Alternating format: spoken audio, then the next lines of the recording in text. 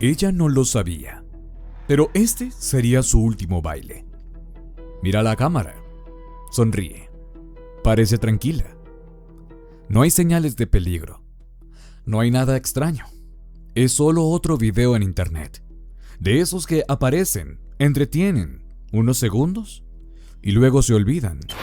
Pero este no, porque hoy sabemos algo que en ese momento nadie imaginaba. Este sería uno de sus últimos videos. Su nombre era Bianca Devins, tenía 17 años y como millones de personas pasaba gran parte de su tiempo en redes sociales. Ahí encontró un lugar donde sentirse vista, donde podía compartir lo que le gustaba, lo que sentía, lo que pensaba. Recibía atención, mensajes, personas que estaban pendientes de ella, pero no todos miraban igual. Algunos solo estaban de paso, otros comenzaron a seguirla más de cerca, y uno en particular empezó a obsesionarse, sin que ella lo supiera, sin que nadie lo notara. Todo parecía normal, una salida, un plan sencillo, con alguien en quien confiaba. Nada hacía pensar que algo estaba mal. Pero esa noche, todo cambió. Lo que ocurrió después no solo terminó con su vida, también fue grabado, compartido y visto por miles de personas en cuestión de horas. Una historia real, oscura, difícil de ignorar. Ese es el caso de Bianca Devins. A ver, ¿quién es Bianca Devins? Ella era una chica de 17 años, a simple vista, alguien normal, pero su historia no lo era. Creció en un entorno complicado. Desde muy pequeña estuvo rodeada de conflictos familiares, marcados por la violencia y la inestabilidad. Su madre hizo todo lo posible por sacarlas adelante, alejándolas de ese ambiente y buscando una vida más tranquila. En el colegio, las cosas tampoco mejoraron. Bianca era diferente, callada, reservada, introvertida, no encajaba. Esa diferencia la convirtió en blanco de burlas, comentarios constantes y rechazo.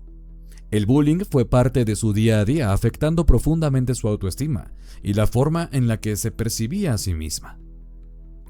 Además, Bianca era muy hermosa, y eso, lejos de ser algo positivo, terminó generando rechazo. Algunas personas se lo decían directamente a la cara, pero no como un halago, sino con intención de herir.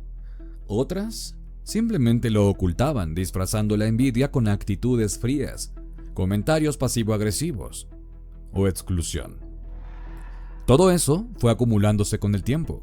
Se volvió más cerrada, más insegura, más distante, hasta que poco a poco comenzó a alejarse del mundo que la rodeaba, buscando en otros lugares algo que en su vida diaria no encontraba. Incluso llegaron a existir varias peleas en el colegio, chicas que se acercaban a molestarla, impulsadas por celos o por la forma en la que los demás la miraban. Situaciones incómodas, constantes, que fueron marcando su día a día. Pero a pesar de todo eso, Bianca no se apagó. Siguió buscando formas de ser feliz. Intentó mejorar, encajar, encontrar un lugar donde pudiera sentirse bien consigo misma. Y fue ahí donde Internet apareció como una salida. Poco a poco comenzó a pasar más tiempo en redes sociales. Creó perfiles, compartió su estilo, su estética, su forma de ser, y sin darse cuenta empezó a ganar atención. Así comenzó su camino en el mundo digital, un camino donde por primera vez sintió que podía ser vista y escuchada. El comienzo de su vida como influencer. El salto de Bianca Devins a Internet no fue planeado como una carrera, fue más bien una escapatoria. Un lugar donde podía expresarse sin sentir el peso del mundo real. Empezó de forma simple, fotos casuales, videos cortos, momentos de su vida diaria. Nada profesional o estructurado. Pero había algo en ella que destacaba desde el primer instante. Su presencia. Bianca no encajaba en lo común. Tenía una belleza difícil de ignorar, distinta a las demás chicas de su edad. Su estilo, Su forma de vestir y especialmente su maquillaje le daban una apariencia casi etérea, como si fuera un personaje sacado de otro mundo. Algunos la describían como un ángel en pantalla, y eso hizo que Internet reaccionara rápido. Sus publicaciones comenzaron a recibir atención, comentarios, reacciones, seguidores nuevos. En ese espacio digital, Bianca era vista de una forma completamente diferente a la que vivía en su entorno escolar. El rechazo seguía presente, miradas incómodas, comentarios y esa sensación constante de no pertenecer. Pero en Internet era lo contrario. Ahí era admirada, algunos la elogiaban, otros la idealizaban y muchos simplemente se quedaban fascinados con su apariencia y con su estilo. Esa diferencia entre ambos mundos era enorme. En uno se sentía fuera de lugar, en el otro, por primera vez, sentía que encajaba. Y sin darse cuenta, ese pequeño espacio en redes comenzó a crecer, convirtiéndose en algo mucho más grande de lo que ella imaginaba.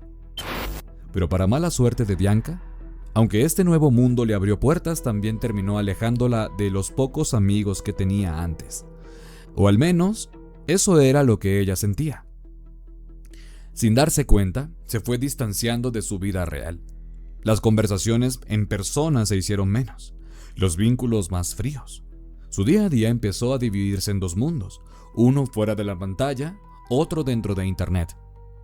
En la escuela, se sentía cada vez más aislada, aunque poco a poco también iba ganando fama en redes. Fuera de allí, la atención crecía, los seguidores aumentaban. Su nombre empezaba a circular entre más personas. En Internet todo era distinto, recibía atención, mensajes, admiración constante. La veían como alguien única, diferente, especial. Pero esa diferencia tenía un costo, porque mientras en Internet era vista y valorada, en la vida real empezaba a sentirse cada vez más sola. El día de las Con el tiempo, esa doble vida empezó a pesar más. Por un lado, Bianca seguía creciendo en Internet, más atención, seguidores, personas que la veían como alguien especial. Pero por dentro, la sensación era distinta, más vacía. En ese contexto, entra Brandon Andrew Clark, uno de sus seguidores, alguien que había conocido en Internet. Él no era solo alguien con quien hablaba, se había convertido en una presencia constante en su vida. La relación entre ambos era inestable, cercana en algunos momentos, confusa en otros. Sin una definición clara, ella lo veía como un amigo, él como algo más. El 13 de julio de 2019, salieron juntos a un concierto en Nueva York. Una salida que, en apariencia, era normal. Una noche más, simplemente. Durante el evento, Bianca también interactuó con otro chico. Un detalle que, aunque en el momento no parecía importante, después tendría peso en la dinámica de la noche. Al terminar, ambos regresaron en el auto de Brandon hacia Utica. Un trayecto largo de varias horas. En el camino hubo momentos de cercanía entre ambos, propios de una relación ambigua que venía arrastrando tensión emocional desde hacía tiempo. No era algo estable ni definido, pero sí una conexión que oscilaba entre lo afectivo y lo colectivo. Después de eso, el ambiente empezó a cambiar. Las conversaciones se volvieron más cortas, los silencios más pesados, la tensión más evidente, hasta que finalmente el vehículo se detuvo. Ahí ocurrió el ataque, dentro del auto. El hecho fue grabado por Brandon con su teléfono, y después del crimen tomó capturas del contenido. No se quedó ahí, lo publicó en Internet, primero en comunidades como Discord, donde comenzó a circular rápidamente. También hizo publicaciones en sus redes sociales mezclando lo ocurrido con mensajes personales. Minutos después llamó al 911, confesó el hecho y trató de quitarse la vida. Cuando la policía llegó, lograron detenerlo con vida. Dentro del vehículo, debajo de una manta, estaba el cuerpo de Bianca. La escena fue profundamente impactante, no solo por el en sí, sino por la forma en la que comenzó a difundirse casi de inmediato en Internet. En cuestión de horas, el caso ya era viral, compartido, comentado, imposible de detener. Y así lo que ocurrió esa noche cambió todo para siempre. El motivo. En el caso de Brandon Andrew Clark, el motivo no puede resumirse en una sola razón. No fue una discusión puntual, ni un hecho aislado. Lo que se observa en la investigación es una relación emocional cada vez más inestable, marcada por dependencia, idealización y una conexión que con el tiempo se volvió muy desequilibrada. Él había construido una imagen muy intensa de Bianca en su mente, una percepción que no siempre coincidía con la realidad. Durante la noche del 13 de julio de 2019, ocurrieron situaciones que aumentaron esa tensión, incluyendo la interacción de Bianca con otra persona, lo que pudo influir en su estado emocional en ese momento. Porque para este chico, sus fans eran un problema. El trasfondo era más profundo, una obsesión que venía creciendo y una forma de apego que se volvió cada vez más distorsionada. Ella era solo para él. Después del ataque, Brandon tomó fotos y fragmentos del hecho y los compartió en Internet. Primero en comunidades cerradas como Discord, donde empezó a circular entre usuarios de foros. Después, el contenido se expandió rápidamente a otras plataformas, volviéndose viral en muy poco tiempo. Algunas personas no entendieron de inmediato qué estaba ocurriendo, incluso hubo quienes pensaron que era una broma o algo falso, hasta que la información comenzó a confirmarse. Sobre si hubo planificación, la investigación no encontró un plan escrito ni una confesión previa clara. Sin embargo, aparecieron indicios que apuntan a una intención previa o preparación parcial.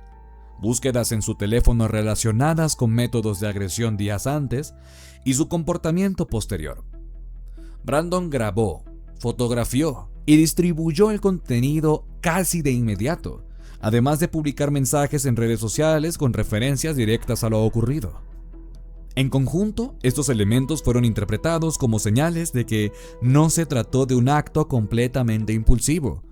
El motivo, en realidad, no se entiende como algo único, sino como una acumulación de factores emocionales, obsesivos y psicológicos, que fueron creciendo con el tiempo hasta terminar en tragedia. Además, se cree que su intento de suicidio fue una falsa para llamar la atención o intentar ocultar que su crimen fue premeditado. Él entendía perfectamente lo grave de la situación. Estaba solo y con Bianca a su lado, y aún así esperó que llegaran los policías para intentar suicidarse. Y aunque la herida fue grave, sabía que lo llevarían de inmediato a urgencias. ¿Justicia? El caso de Brandon Andrew Clark llegó a la corte después de que él se declarara culpable del crimen.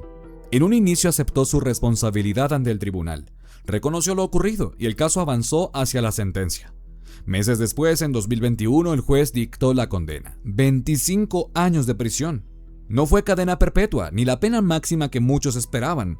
La decisión generó una fuerte reacción, especialmente por la brutalidad del caso y por la forma en la que todo se difundió en Internet. Más adelante intentó cambiar su declaración a no culpable, pero el tribunal rechazó la solicitud ya que previamente había admitido su responsabilidad.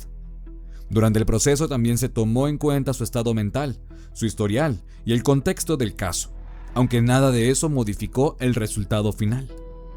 La sentencia quedó firme: 25 años de cárcel. Para la familia de Bianca, la condena fue insuficiente frente a la gravedad de lo ocurrido. Y para muchos que siguieron el caso quedó una sensación de vacío, de que la justicia no alcanzaba a reflejar completamente lo que pasó aquella noche. Porque al final no hay ninguna condena que pueda hacerle justicia a lo ocurrido. Los años pasarán para él en prisión y también pasarán para la familia de Bianca, pero el dolor quedará para siempre.